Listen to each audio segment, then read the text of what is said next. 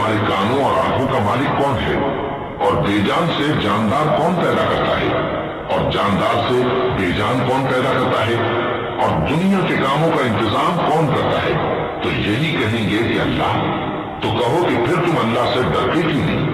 यही अल्लाह तो तुम्हारा हकीकी परवरदिगार है, और हक बात के जाहिर होने के बाद गुमराही के सिवा है ही क्या, तो तुम कहां फिरे जाते हो। इसी तरह अल्लाह का इरशाद उन नाफरमानों के हक में साबित होकर रहा कि ये ईमान नहीं लाएंगे।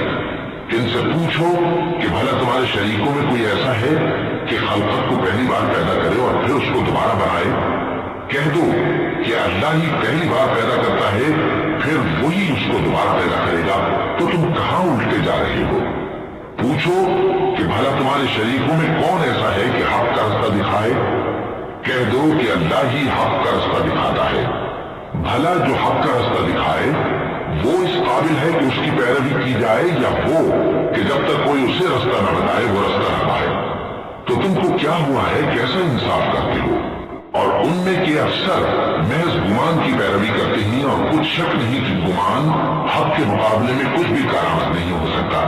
बेशक अल्लाह तुम्हारे सब अमाल से वाकिफ है, और ये कुरान ऐसा नहीं कि अल्लाह के सिवा कोई इसको अपनी तरफ से बना लाए।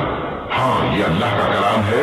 जो किताबें इससे पहले की हैं उनकी तस्दीक करता है, और उन्हीं किताबों की इसमें तफसील है। इसमें कुछ शक नहीं कि ये रब्बुल आलमीन की तरफ से नाजिल हुआ है। क्या ये लोग कहते हैं कि पैगंबर ने इसे खुद ही घड़ लिया है। कह दो कि अगर सच्चे हो तो तुम भी इस तरह की एक सूरत बना लाओ, और अल्लाह के सिवा जिनको तुम बुला सको बुला भी लो। हकीकत यह है कि जिस चीज के इल्म पर यह काबू नहीं पा सके उसको नादानी से झुठला दिया, और अभी इसकी हकीकत इन पर खुली ही नहीं।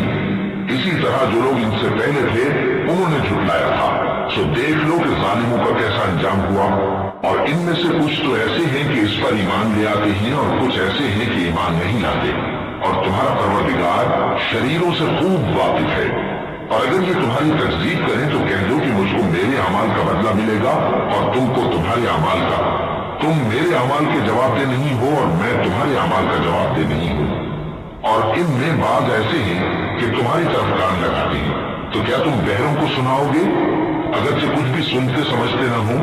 और बाज ऐसे हैं कि तुम्हारी तरफ देखते हैं। तो क्या तुम अंधों को रास्ता दिखाओगे अगरचे कुछ भी देखते भागते न हो।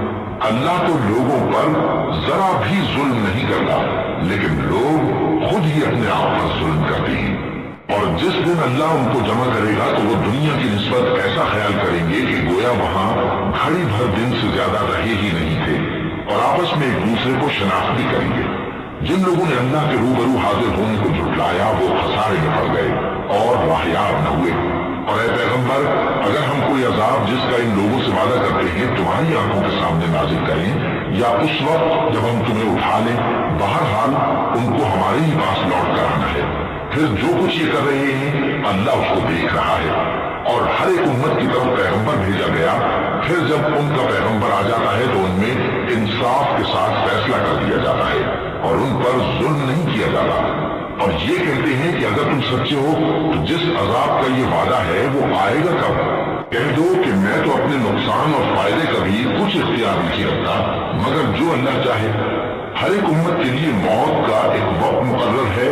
जब वो वक्त आ जाता है तो एक घड़ी भी देर नहीं कर सकते और न जल्दी कर सकते हैं। कह दो कि भला देखो तो अगर उसका अजाब तुम पर नागहां आ जाए रात को या दिन को, तो फिर गुनाहगार किस बात की जल्दी करते हैं।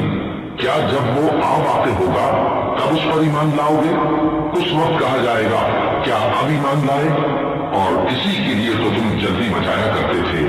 फिर जालिम लोगों से कहा जाएगा कि अज़ाब दायमी का मजा चखो।